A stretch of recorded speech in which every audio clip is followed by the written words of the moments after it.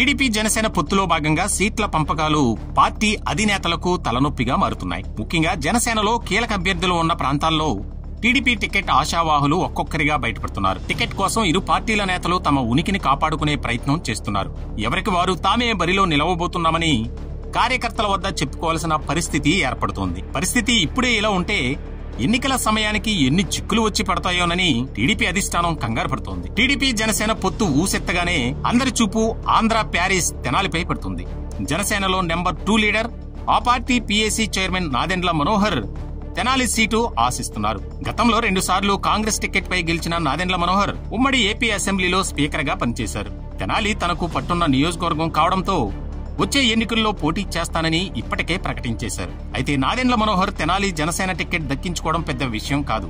కానీ క్షేత్రస్థాయిలో TDP ticket ఆశిస్తున్న మాజీ మంత్రి ఆలపాటి రాజేంద్ర ప్రసాద్ కు కూడా ఇక్కడ మంచి ఫాలోయింగ్ ఉంది. చంద్రబాబుకు సన్నిహితంగా ఉండే ఆలపాటి రాజాకు టికెట్ వస్తుందని పార్టీ శ్రేణులు భావిస్తున్నాయి. అటు ఆలపాటి కూడా తెనాలి నుంచి పోటీకి తగ్గేదేలే అంటున్నారు. తెనాలిలో జనసేన అభ్యర్థిగా మాజీ స్పీకర్ నాదెండ్ల మనోహర్ ను ఎంపిక చేస్తున్నట్లు ఆ పార్టీ అధినేత పవన్ కళ్యాణ్ దాదాపు 6 నెలల క్రితమే ప్రకటించారు. అయితే ఈ నియోజకవర్గం నుంచి టీడీపీ ఇన్ఛార్జ్ గా ఉన్న మాజీ మంత్రి ఆలపాటి రాజేంద్ర ప్రసాద్ కూడా తాను ఇక్కడ నుంచే పోటీ చేస్తానని చెబుతూ ఉండడంతో కథ అడ్డం తిరిగింది. కొన్ని రోజులుగా ఆయన నియోజకవర్గంలో పాదయాత్ర కూడా చేస్తున్నారు. ఈ నేపథ్యంలో తన అనుచరులు, నియోజకవర్గం ముఖ్య నాయకులతో ఆయన సమావేశాలు నిర్వహిస్తున్నారు. తనకు టికెట్ ఇవ్వకుంటే ఇండిపెండెంట్ గా అయినా పోటీ చేస్తానని అనుచరులకు చెబుతున్నారట. అయితే ఆలపాటి రాజాను చంద్రబాబు బుజ్జగిస్తారని జన సైనికులు నమ్మకంగా ఉన్నారు. అయితే తెనాలి నియోజకవర్గ టీడీపీ నేతల సమావేశంలో ఆలపాటి అనుచరులు అడావుడి చేశారు. పెట్రోల్ బాటిళ్లతో సమావేశంలో హల్చల్ చేశారు. ఆలపాటికి టికెట్ కేటాయించకపోతే ఆత్మహత్య చేసుకుంటామని హెచ్చరించారు. నాదెండ్ల మనోహర్ కు తెనాలి టికెట్ కేటాయిస్తే మూకుమ్మడిగా ఆత్మహత్యలు చేసుకుంటామని చెప్పారు.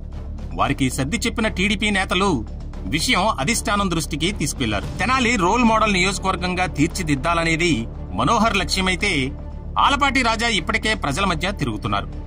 మరి ఇరు పార్టీల మధ్య పొత్తు నేపథ్యంలో ఇక్కడ బరిలోకి దిగేది ఎవరు? నాదెండ్ల, ఆలపాటిలో ఒకరు టికెట్ పై ఆశలు వదులుకోవాల్సిందే.